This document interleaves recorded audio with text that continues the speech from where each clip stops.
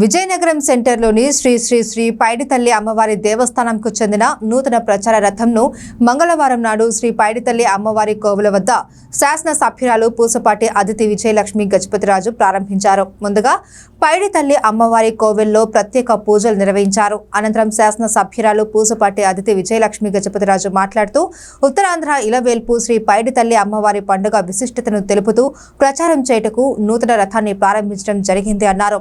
ఉత్తరాంధ్ర జిల్లాల నుండే కాకుండా ఇతర రాష్ట్రాల నుండి లక్షలాది మంది భక్తులు హాజరయ్యే శ్రీ పైడితల్లి అమ్మవారి పండుగను 2017వ సంవత్సరంలో తెలుగుదేశం ప్రభుత్వం రాష్ట్ర పండుగగా గుర్తించడం జరిగిందని, అదేవిధంగా విజయనగరం ఉత్సవాలను కూడా ప్రభుత్వం నిర్వహించుటకు ఏర్పాట్లు జరుగుతున్నాయని తెలిపారు. ఈ కార్యక్రమం అనంతరం కోవెల అభివృద్ధి కొరకు జరుగుతున్న పనులను ఆవిడ పరిశీలించారు. ఈ కార్యక్రమంలో ఎన్డీఏ కూటమి పార్టీల నాయకులు, కార్యకర్తలు పాల్గొన్నారు. అందరికీ నమస్కారం. ఈరోజు అమ్మవారి పండుగ అనేది మనం ప్రతిసారి విజయనగరంలో ప్రతి సంవత్సరం మనం పండుగ చేసుకుంటాం. అయితే ఈరోజు మనం రథం అనేది ఒకటి ప్రారంభోత్సవం చేశాం. అయితే ఈ రథమేమో సౌత్ ఇండియా షాపింగ్ మాల్ వాళ్ళు స్పాన్సర్ చేశారు. మొత్తం ఉత్తరాంధ్ర తిరిగి ఈ రథం మొత్తం ఉత్తరాంధ్ర తిరిగి అన్ని ప్రచారం చేస్తుంది. అమ్మవారి పండుగకి ఏ విధంగా ఏ డేట్స్ అవన్నీ ప్రచారం చేస్తారు. అయితే మనం చూస్తే 20 తారీఖున రాట ఉంది.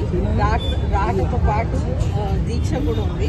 అలాగే 14వ తారీఖున తొల్లేలు, 15న సిరిమాన్ ఉత్సవం, అలాగే 22వ తారీఖున తెప్పోత్సవం, అలాగే 29వ తారీఖున ఉయ్యాల కంబాల, అలాగే 30 తారీఖున చండీ హోమంతో పూర్తవుతుంది ఈ అమ్మవారి పండుగ అనేది. ప్రతి సంవత్సరం శ్రీ శ్రీ శ్రీ పైడితల్లి అమ్మవారి పండుగ అనేది విజయనగరంలో అందరూ కూడా వచ్చి పాల్గొంటారు.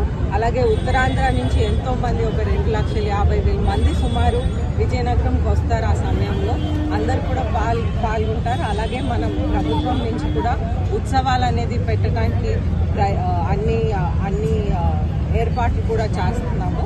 అయితే ఉత్సవాలు కూడా జరుపుకుంటూ 2017లో ఇది స్టేట్ ఫెస్టివల్గా కూడా డిక్లేర్ చేసి ఒక జియో ఒకటి ఇచ్చారు. అలాగే ఈ ఉత్సవాలు చేస్తూ మనం పైడితల్లి అమ్మవారిని ప్రార్థిస్తూ మన రాష్ట్రాన్ని రక్షిస్తారని కోరుకుంటూ సెలవు.